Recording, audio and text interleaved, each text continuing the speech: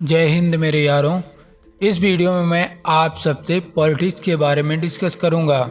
वैसे तो इतिहासकारों के नज़रिए से देखें तो विश्व में राजनीतिक बदलाव और उलटफेर मेसोपोटामिया की सभ्यता में देखा गया, जो वर्तमान इराक में केंद्रित है।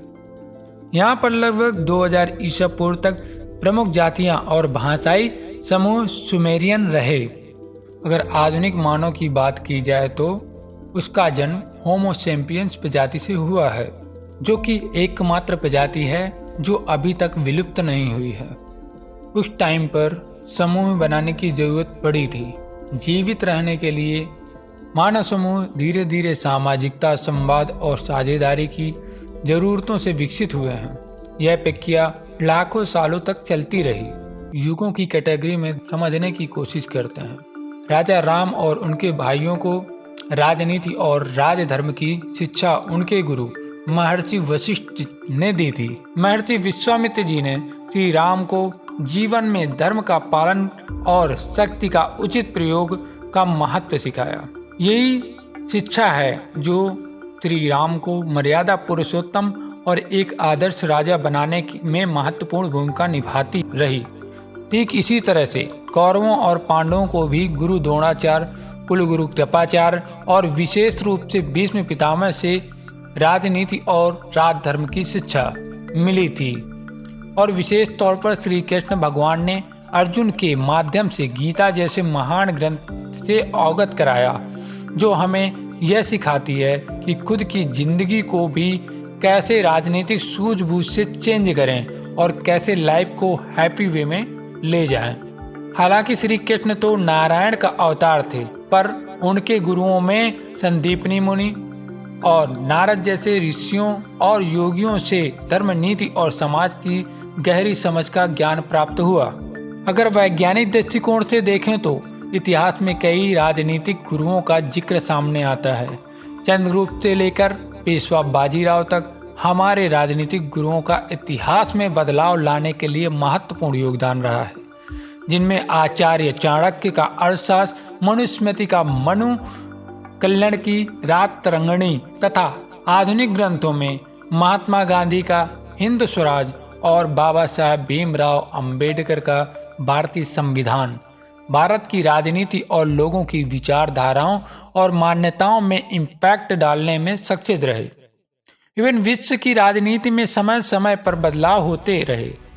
उस पर सुकरात, प्लेटो की द रिपब्लिक, अरस्तु की द पॉलिटिक्स, मैकियावेली की द प्रिंस इत्यादि पूरे वर्ल्ड की राजनीति को एक नए दिशा में मोड़ने पर सफल रहे। हमारे इतिहास में राजनीतिक शिक्षण संस्थानों का भी जिक्र सामने आता है, जिसमें प्रमुखतः तक्षशिला विश्वविद्यालय। आपको जानकर आश्चर्य होगा कि यह दुनिया का पहला प्रमुख विश्वविद्यालय है जो कि तब के अखंड भारत में स्थित था। यहाँ पर राजनीति, युद्ध कला, धर्मशास्त्र की शिक्षा दी जाती थी। अगर दूसरे राजनीतिक शिक्षण संस्थान की बात की जाए तो आधुनिक बिहार का नालंदा विश्वविद्यालय प्रमुखतः आता है, जहाँ पर राजशास्त्र, दर्शन और धर्म की शिक्षा दी जाती थी। खैर, दर्शन तो आप समझते ही होंगे। संदीपनी आश्रम उज्जैन मध्य प्रदेश, जो कि महाभारत काल में बना। कुरुक्षेत्र गुरुकुल हरियाणा भारत महाभारत काल में इसका भी निर्माण हुआ। ये सभी राजनीतिक शिक्षा के केंद्र थे जो मनुष्य और उनकी सूझबूझ को नई दिशा देने में सफल रहे। अगर मध्यकालीन युग की बात की जाए तो सुन्नी और शिया मदरसे आदि सभी इंसानियत को सही दिशा और प्रवृत्ति देने में सफल रहे। अगर आधुनिक समय की बात करें तो भारत में कोई भी ऐसा संस्थान नहीं है जो राजनीतिक सूझबूझ और सामाजिकता सिखाए, जो कि बहुत शर्म की बात है। वो बात अलग रही है कि आधुनिक समय में JNU, IIPA, नई दिल्ली, एशियाटिक सोसाइटी कोलकाता जैसे राजनीतिक संस्थानों की स्थापना की गई, बट इनमें ना राजनीतिक शिक्षा है और ना ही सामाजिकता का महत्व है, तो सिर्फ भारत को कमजोर बनाने वाला आईना। देखा कि JNU में सरेआम सैकड़ों लोगों के बीच देश के टुकड़े टुकड़े करने के नारे लगे। लीजिए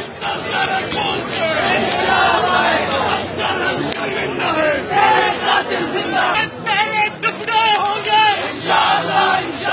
भारत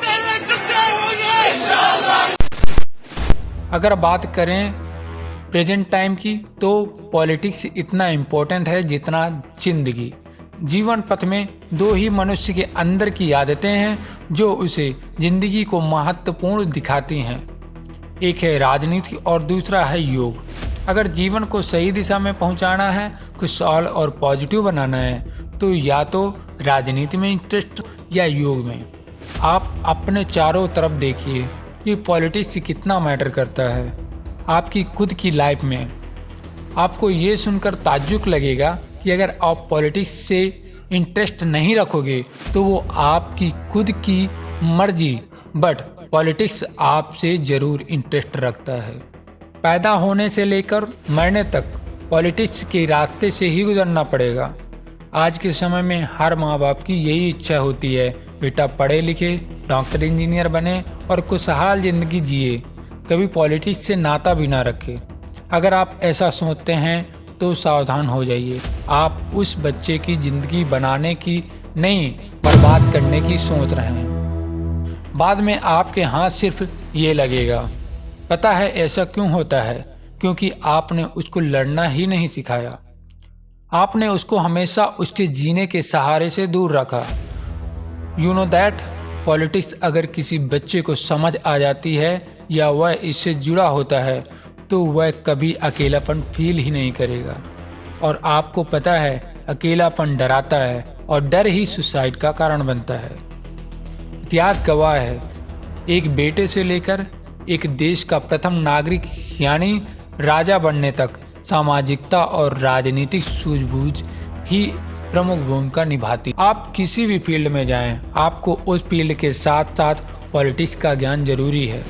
आप देखते हो, आप किसी कंपनी में काम करते हैं, आपके सामने ही एक नया व्यक्ति आता है और आपके देखते ही देखते आपसे आगे निकल जाता है।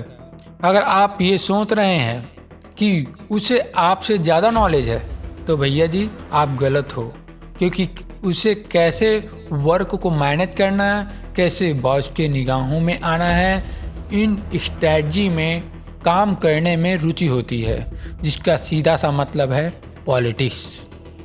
अगर आप दुनियादारी से नाता नहीं रखते हैं तो आप जिंदगी सुकून से नहीं जी सकते। हाल ही में यूएसए में इलेक्शन हुए। इस इलेक्शन में आपको पता लग गया होगा कि बिजनेसमैन का और पॉलिटिक्स का कितना गहरा रिलेशन है। जितने भी बिजनेसमैन हैं वो अपना बिजनेस बढ़ाने के लिए अगर आप सोच रहे हो कि दिन रात एक कर मेहनत करते हैं तो आप गलत हो। जो भी जितना अधिक पॉलिटिक्स से नाता जोड़ कर रखता है ताकत उसी के पास ज़्यादा होती है। भारत की पॉलिटिकल पार्टी, बॉलीवुड और बिजनेस सभी में एक ही चीज़ कॉमन है, वो है पॉलिटिक्स। पॉलिटिक्स हमेशा से ही है, यूज अलग अलग तरीके से होता है। एक बात कहूँ, अगर पॉलिटिक्स आपको नहीं आती तो आप अपना घर भी नहीं चला सकते। लाइफ में पॉलिटिक्स उतनी ज़रूरी है जितनी कि लाइफ। डिपेंड ये करता है कि आप सही पॉलिटिक्स कर रहे हो या गलत। थोड़ा गहराई से सोचो, समझ आ जाएगा।